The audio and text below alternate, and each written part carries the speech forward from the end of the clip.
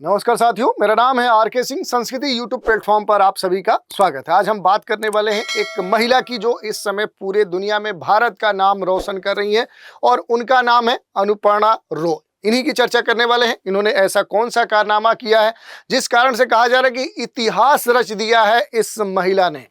तो बात करेंगे इनके कारनामे की, उससे जुड़ी हुई जो भी महत्वपूर्ण बातें हैं उन पर एक एक करके संक्षिप्त जानकारी हम लेंगे।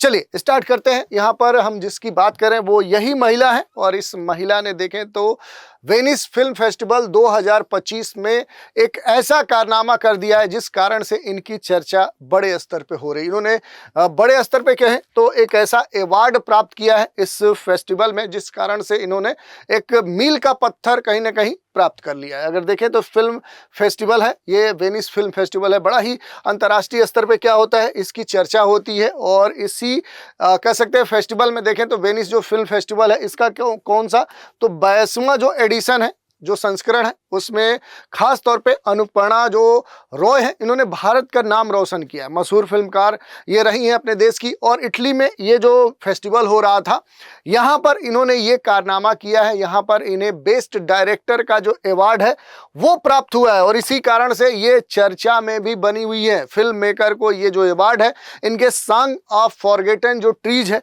उसी के लिए दिया गया है। तो अनुपर्णा ने ये जो अवार्ड है ये जीत कर वेनिस में भारत का जो नाम है वो रोशन कर दिया, भारत का परचम लहरा दिया है। इस अवार्ड का ऐलान वेनिस फिल्म फेस्टिवल के समापन जो समारोह है उसके दौरान किया गया और वहीं भारतीय सिनेमा के लिए ये अवार्ड कहा जा रहा है कि काफी मायने रखता है, क्योंकि बेस्ट जो डायरेक्टर का खिताब है ये जीतने के बाद इनकी तो हर तरफ चर्चा हो रही है। इसके साथ ही ये भी चर्चा हो रही है कि आखिर ये कहाँ से बिलोंग करती हैं। तो इनके बारे में बेसिक जानकारी लेंगे कि अनुपर्णा जो राय है आखिर ये है कौन और इनकी जो जीवन कह सकते हैं कि स्थिति है कि कैसे ये आगे आगे बढ़ती रही है और कैसे ये एक डायरेक्टर के तौर पे स्थापित हुई और आज अंतर्राष्ट्रीय स्तर पे ख्याति प्राप्त कर रही हैं।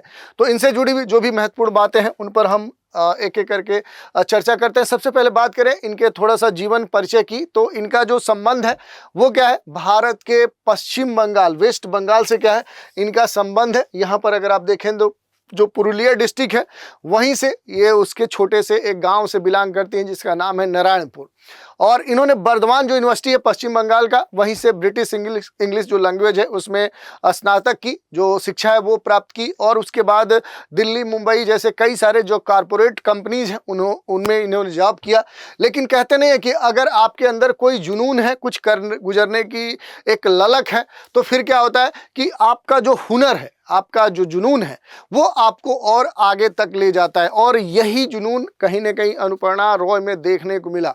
सिनेमा की तरफ देखें तो इनका शुरू से क्या था, एक झुकाव था, एक लगाव था और इसके लिए इन्होंने बाकायदा देखे तो अनुपम खेर जो एक वेटरन एक्टर हैं उनके इंस्टीट्यूट में क्या किया, एक्टिंग का डिप्लोमा किया और वहीं से धीरे धीरे इन्होंने क्या किया, अपना सफ़र शुरू किया। और यहाँ पर अगर देखेंगे तो इन्होंने खास तौर पे कई सारे जो एक्टिंग वर्कशॉप है उसको भी ज्वाइन किया, अटेंड किया। बतौर असिस्टेंट अगर डायरेक्टर की बात करें तो इन्होंने film run to the river से अपनी क्या की थी, फिल्म मेकिंग की जो करियर है उसमें इन्होंने स्टार्टिंग की थी, आगाज किया था। और ये मूवी 2023 में आई थी, आप लोगों ने देखा भी होगा, जो रन टू द रिवर थी। बड़ा ही चर्चा में ये कह सकते हैं कि मूवी रही है और यहीं से इन्होंने अपने जीवन की जो एक डायरेक्शन की जो शुरुआत है वो की थी। और ये जो मूवी थी काफ़ी इसकी चर्चा भी हुई थी, प्रशंसा भी हुई थी, इसके बहुत सारे जो विषय थे उन पर बात की गई थी। अब थोड़ा सा और कुछ महत्वपूर्ण बिंदुओं की बात करें कि जब इन्होंने 2023 में रन टू रिवर जो मूवी है वो डायरेक्ट की, उसके बाद इनका जो आत्मविश्वास है, जो सेल्फ कॉन्फिडेंस है वो और बढ़ गया और इन्होंने निर्देशन के फील्ड में ही पूरा अपना जो कैरियर है, जो अलग अलग कंपनियों से ये जुड़ी थी वहाँ से हटकर इन्होंने पूरा फोकस एक जगह किया जहाँ इनका जुनून, लगाव और जो ललक थी, जहाँ ये पहुँचना चाहती थी और वो था फिल्म की दुनिया। और वहाँ पर जो डायरेक्टर बनने की जो बात थी, एक स्थापित अंतर्राष्ट्रीय ख्याति प्राप्त डायरेक्टर बनने की, निर्देशक बनने की, उस क्षेत्र की तरफ ये पूरी तरह से अपने फोकस को सेट कर ली। इसके बाद इन्होंने पहली फीचर फिल्म के तौर पे देखें तो ये चर्चा में थी, वहाँ पर देखेंगे तो द सॉन्ग ऑफ फॉरगेटन जो ट्रीज है वो इन्होंने क्या किया, उसका निर्माण किया। तो ये जो मूवी है ये बड़ा ही चर्चा में थी, सॉन्ग ऑफ द फॉरगेटेड जो ट्रीज है इसकी जो बात की जा रही थी, ये बहुत ही चर्चा इसकी हुई थी और इसकी जो मेकिंग है, जो फंडिंग है, ये पूरा इसका खर्च इन्होंने खुद वहन किया था। ऐसा नहीं, इससे पूरी तरह से अपने स्तर पे अपने लक्ष्यों को, अपने जो एक ख्वाहिश होती है, जो एक सपना होता है, उसे पूरा करने के लिए पूरा जो मेकिंग है, ये पूरा मेकिंग इन्होंने खुद देखा। मेकिंग ही नहीं बल्कि इस मूवी की जो फंडिंग है वो खुद इन्होंने की। और अब इस मूवी के जरिए देखें तो अनुपर्णा जो राय है उन्होंने एक दुनिया में इतिहास रच दिया। ये अब पूरे दुनिया में सबके सामने आ चुका है। इसके अलावा अगर देखेंगे तो वेनिस जो फिल्म फेस्टिवल है इसमें इन्हें मिला है बेस्ट डायरेक्टर का अवार्ड। इस कारण से ये चर्चा में, क्योंकि सॉन्ग ऑफ द फॉरगेटन जो ट्रीज है इस फीचर फिल्म में जो अनुपर्णा राय है, इनके जो भी ओरिजिनलिटी जो श्रेणी है उस बेस्ट डायरेक्टर का जो खिताब है वो इन्हें प्राप्त हुआ है। और वेनिस फिल्म फेस्टिवल की बात करें तो उसका एक तरह से देखें तो ये 82nd मतलब 82वां जो संस्करण है उसमें देखें तो लगभग अब लंबे समय के बाद क्या है, किसी भारतीय के द्वारा एक बड़े स्तर पे यहाँ पर कोई अवार्ड इस तरह का प्राप्त हुआ है। और इस कारण से ये एक बड़ा अवसर माना जा रहा है, क्योंकि फिल्म फेस्टिवल जो वेनिस का है इसमें लगभग 82 ईयर्स लंबा एक समय होता है। लगभग 82 वर्ष के इतिहास में ऐसा कारनामा करने वाली एक पहली महिला जो बनी है वो यहाँ पर अनुपर्णा राय बनी है। तो आप समझ सकते हैं कि एक लंबा इतिहास था वेनिस फिल्म फेस्टिवल में भारत के द्वारा कोई अचीवमेंट या इस तरह का कोई अवार्ड प्राप्त करने को लेकर, तो ये खास बात हो जा रही है।